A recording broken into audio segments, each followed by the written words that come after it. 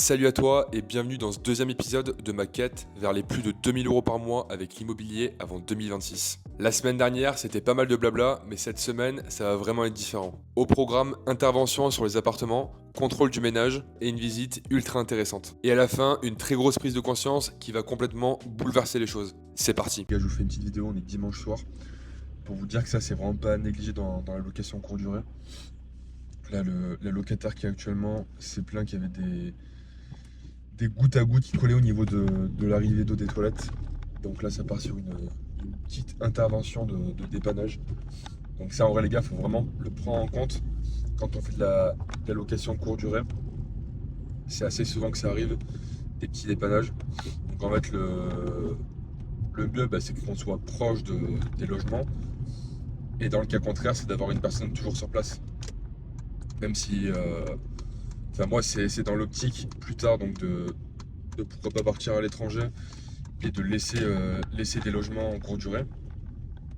Mais en fait je le ferai uniquement à la condition d'avoir une personne qui est constamment sur place et qui est prête à intervenir en cas de petit dépannage. Là par exemple c'est juste une évacuation, donc ça va être rapide, je vais juste resserrer ça. Mais c'est déjà arrivé qu'il y ait des problèmes sur des serrures. C'est déjà arrivé qu'il y ait des problèmes aussi sur la porte à galandage. En fait, j'ai voulu un peu tirer sur les prix au début. J'ai pris un système que j'ai acheté sur Amazon. Et le résultat, c'est qu'en fait, à chaque fois, on doit y revenir. Donc ça aussi, vraiment à prendre en compte. Au moment des travaux, il faut faire vraiment de la qualité. Il ne faut pas essayer de trop tirer sur ça. On peut tirer sur certains trucs, mais tout ce qui va être amené à être touché, à être bougé par les locataires, il faut vraiment faire le mieux au niveau qualité. Du coup, je viens d'arriver à l'appartement et juste devant l'appartement, enfin à quelques mètres, un petit billet de 10 €, ça fait toujours plaisir. Donc là, je vais réparer. Le locataire a mis un petit truc là, ça goûte là. Ça part sur la réparation. Du coup, c'est bon, j'ai juste resserré en fait l'écrou qui est juste là. Résultat, ça fuit plus. Là, du coup, on va faire un petit contrôle de ménage. Depuis 2-3 semaines maintenant, on a délégué le ménage.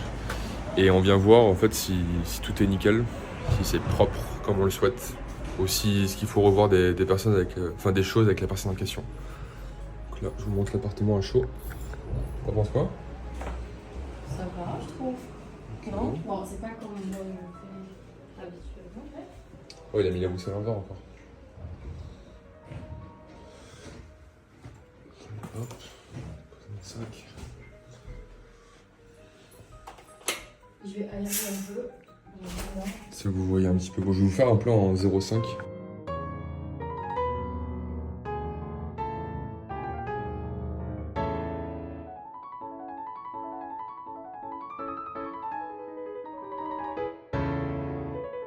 Espace nuit. Le canapé du coup est convertible aussi. Et salle de bain très petite mais efficace. Et là du coup jeudi, je vous montrerai aussi, je vais changer cette porte à galandage. Parce qu'en fait les gens ils comprennent pas qu'il faut la coulisser, je sais pas, il la tire vers eux, du coup ça a niqué le mur là. Et elle coulisse super mal. Donc jeudi je vais la changer, je vous montrerai un petit peu la nouvelle porte. Du coup là vous voyez ça c'est l'ancienne porte. Et donc la nouvelle, hop, juste là, même délire. Juste que c'est pas doublé, c'est juste une planche. Donc ça sera beaucoup plus résistant. Du coup voilà la nouvelle porte, c'est mieux. Les gars, du coup là je sors de l'usine, je suis assez content. La semaine dernière j'avais vu un appart qui était pas mal intéressant, un duplex avec apparemment des gros travaux. Donc j'avais envoyé un message à l'agence, j'avais pas eu de retour pour savoir où il était placé pour pouvoir le visiter. Donc là je les ai rappelés et j'ai réussi à tomber sur la personne qui se charge de la vente. Et du coup j'ai une visite demain, je suis grave content. Après il m'a dit quoi, le bien du coup a été squatté. Apparemment il est vraiment dans un état miteux. Donc on voit ça ensemble demain. Faut se projeter, hein. Ouais. Il y a du boulot.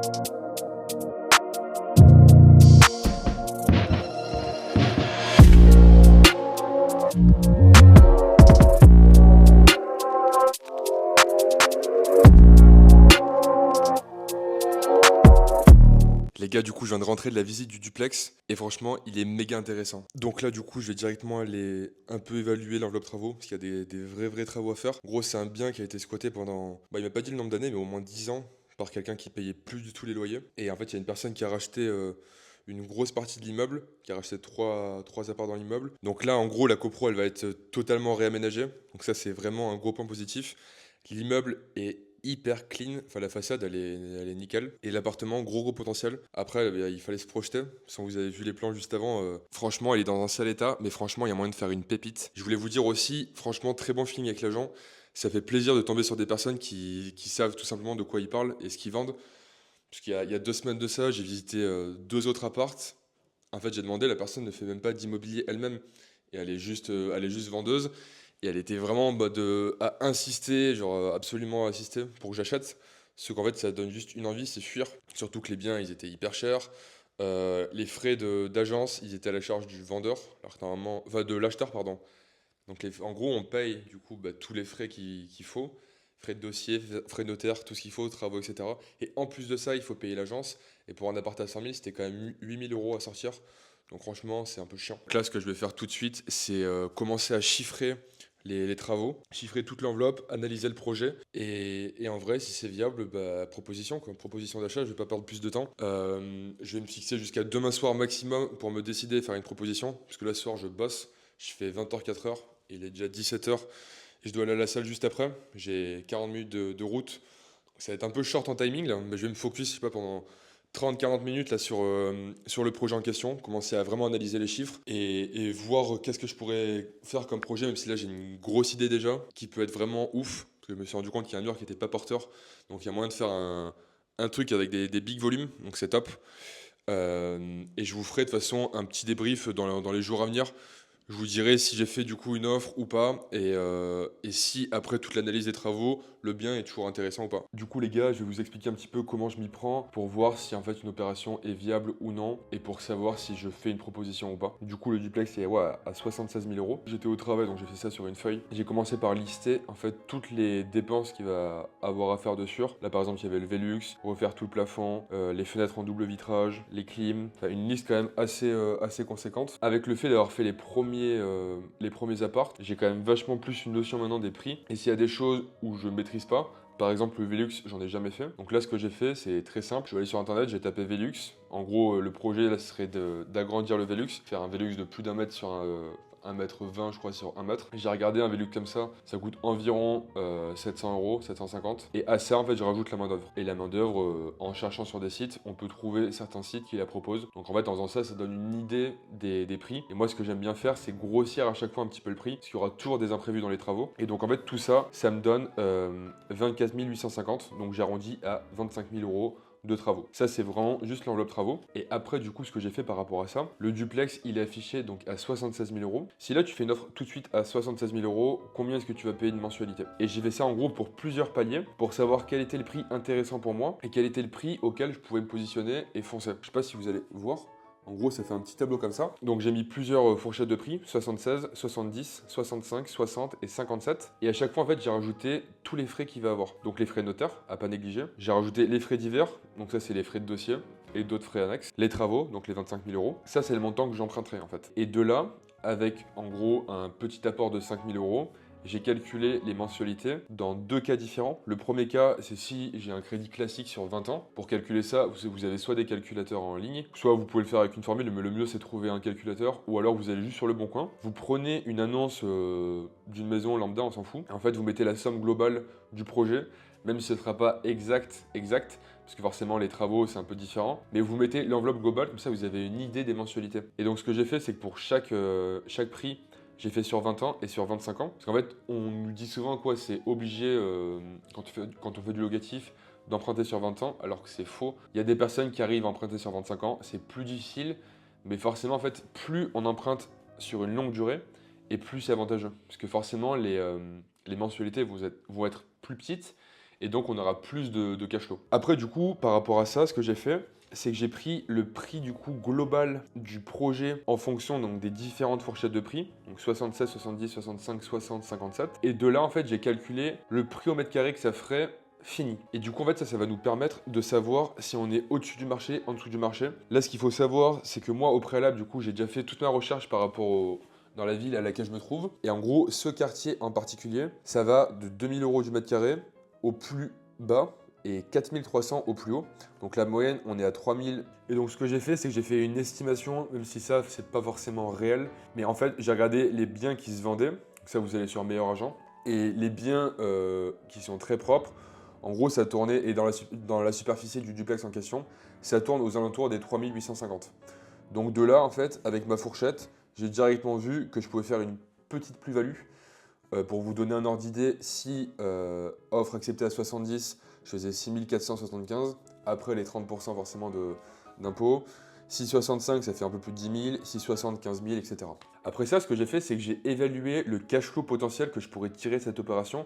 Et pour ça, comment je m'y prends? En fait, c'est assez simple. Ce que je commence par faire, c'est calculer ma mensualité totale. Donc ça veut dire avec toutes les charges, parce que la mensualité, c'est une chose, mais après, il faut savoir qu'il y a toutes les assurances. Il va y avoir la foncière. Et ça, je vous conseille en gros de prendre le montant de la foncière, la diviser par 12 et pour aller mettre du coup dans votre calcul de charge du coup mensuel, global. Après, il y a les frais de copro, il y a tout ce qui est internet, Netflix. Enfin bref, il y a pas mal de frais. Et donc en gros, ça me faisait 220 € en plus par rapport à mes mensualités juste de crédit. 220 € du coup de charge en plus. Et donc de là, pareil, ce que j'ai fait, c'est que j'ai pris plusieurs possibilités. Donc si achat à 65, si achat à 60. Et en fonction de ça, du coup, j'ai calculé mon cash flow si j'emprunte sur 20 ans ou sur 25 ans forcément. Et en fait, du coup, pour calculer le cash flow, ce que j'ai fait, c'est que je suis parti donc sur 20 nuits par mois. Et ce que j'ai fait, c'est que j'ai pris 3 prix lycée différents. Donc 65 €, 75 et 100 € la nuit. Pourquoi je vous dis prix lycée? Parce qu'en fait, forcément, en hiver et en plein été, c'est pas du tout le même prix des locations. Et donc de là, en fait, j'ai directement vu que l'opération était intéressante. Surtout si je faisais en fait une offre à 65 000 qui était acceptée. Pour vous donner un ordre d'idée, du coup, si je fais l'opération et que je loue 75 € la nuit en moyenne, ça me fait 675 € de cash flow. Et bien sûr à ça, il faut enlever tous les impôts. Mais après, ça fait déjà un bon cash flow brut. Du coup, les gars, ce qui s'est passé, c'est qu'une fois que j'ai évalué toute l'opération, je me suis rendu compte qu'elle serait vraiment intéressante si je l'avais à 65 000 €. Donc de là, ce que j'ai fait, c'est que j'ai voulu faire une offre à 60 000 € pour forcément commencer plus bas et pouvoir après remonter à mon prix de 65 000 €. Et ce qui s'est passé en fait, c'est que l'agent m'a directement dit que ça passerait pas du tout, que c'est pas possible. Parce qu'en fait, la personne, elle venait de mettre ce bien en vente. Elle l'avait mis peut-être une semaine avant, à 76 000. Et donc en fait, elle était un peu fermée à la négociation. Le truc, en plus de ça, et ça, j'ai trouvé ça un peu bizarre, en fait, l'agent m'a expliqué que apparemment, la personne qui vendait le bien, en fait, l'avait pas encore. Elle était encore en compromis de vente. Et si vous voulez, en fait, comme je vous disais, c'est 3 appartements dans l'immeuble qui étaient squattés et elle est en train de faire les démarches pour les expulser au fur et à mesure. Donc dans le duplex en question, le locataire a été expulsé récemment, mais par contre, dans un des 2 autres appartes, il y a encore le locataire qui ne paye pas. Et ça, pas ouf. Et du coup, le petit truc que je ne vous ai pas dit aussi qui est un peu bizarre, c'est quand on est sorti de l'appartement après la visite, donc j'étais super content, je me suis dit waouh, projet de fou. Et là en fait, au premier étage, si vous voulez, il y a une personne qui parlait avec deux petits jeunes. En fait, ils étaient en train de trafiquer, je ne sais pas si c'était du parfum, il n'y avait pas que du parfum. Et ça, forcément, ça refroidit un petit peu. Après, ça peut être juste comme ça, là, le mauvais moment, en gros, et que ça tombe comme ça, mais que ça n'arrive pas. Mais c'est quand même quelque chose qui refroidit. Et donc, ce que j'ai fait, c'est que j'ai fait l'offre. La personne m'a directement dit que ça ne servait à rien. Et après ça, j'ai eu un appel et c'est là que j'ai eu ma grosse prise de conscience. Comme je vous ai expliqué, du coup, cette semaine, j'ai eu un rendez-vous téléphonique avec une personne qui est beaucoup plus avancée que moi en immobilier. Ça va faire peut-être 5-6 ans qu'il fait de l'IMO, mais il est déjà à, je crois, il a 40 000 € de cash flow par mois, enfin c'est énorme. Donc l'appel s'est hyper bien passé. J'ai commencé par me présenter, expliquer un peu mon parcours. Et après, je lui ai dit que je voulais du coup atteindre les plus de 2000 € par mois avant 2026. Et en fait, en échangeant, il m'a fait prendre conscience de quelque chose qui est assez fou. C'est qu'en fait, j'ai que 2 possibilités pour atteindre mon objectif. La première, c'est de faire ce que je m'apprêtais à faire, c'est-à-dire visiter des petits studios, des petits apparts, des T1, T2, voire T3, et trouver donc des petits biens avec des gros travaux, et avancer comme ça, step by step, un à un. Le problème de ça, en fait, c'est qu'à chaque fois, il y a 3 mois de délai entre le moment du compromis et le moment de la remise des clés. 3 mois au minimum, c'est la loi. Et après, il y a tous les travaux à gérer. Donc en fait, ça fait un délai assez fou pour au final avoir une petite rentabilité. Petite qui n'est pas négligeable, mais une petite. Et en fait, la deuxième option, c'est d'arrêter de viser les petits appartements, les petits studios, mais plutôt de me pencher sur les immeubles de rapport. Et en fait, les immeubles, c'est quelque chose que je voulais faire dès le début, mais le truc, c'est que je me disais que j'étais pas vraiment légitime et que je manquais complètement d'expérience. Et en vrai, j'ai vraiment bien fait de le faire, parce que de toute façon, j'avais pas forcément les fonds. Mais maintenant, ça fait un peu plus d'1 an que je suis vraiment dans l'immobilier, même si je suis encore un novice. Je ne me considère pas du tout comme un expert, mais j'ai acquis pas mal de connaissances pendant cette première année. Beaucoup de connaissances. Et je me dis qu'en fait, maintenant, c'est possible. Donc au début, après cet appel, du coup, ça m'a vraiment mis une grosse claque. Je me suis dit, ok, ouais, comment je pourrais faire là pour aller chercher un immeuble donc à 200 000, 250 000, peut-être même 300 000, avec travaux inclus. Donc ce que j'ai fait, c'est que j'ai appelé mon agent immobilier. C'est la personne qui m'a vendu les premiers apparts. Je lui ai un petit peu expliqué la situation et je lui ai dit que j'avais eu une idée. Donc on a échangé sur l'idée. Et en gros, l'idée, c'est la suivante. Là, comme je vous ai dit, j'ai les 2 appartements. Donc j'ai qu'une adresse sur les 2 appartements. Donc ça me rapporte du cash flow, c'est cool. Mais c'est pas du tout suffisant pour en vivre. Et donc ce que je vais faire, c'est que je vais revendre cette première opération, encaisser une jolie plus-value, ce sera entre 30 et 50 000 €. Et avec cette plus-value, ça me fera un apport pour acheter un immeuble de rapport. Et là, du coup, l'idée, ça va être d'aller chercher un immeuble entre 4 et 6 lots, plus si affinité, mais vraiment avoir minimum 4 appartements. Bref, tu l'auras compris, je vais vendre la première opération que j'ai achetée début d'année et avec la plus-value, je vais acheter un immeuble. Je t'en parle plus en détail la semaine prochaine, alors abonne-toi pour ne rien rater.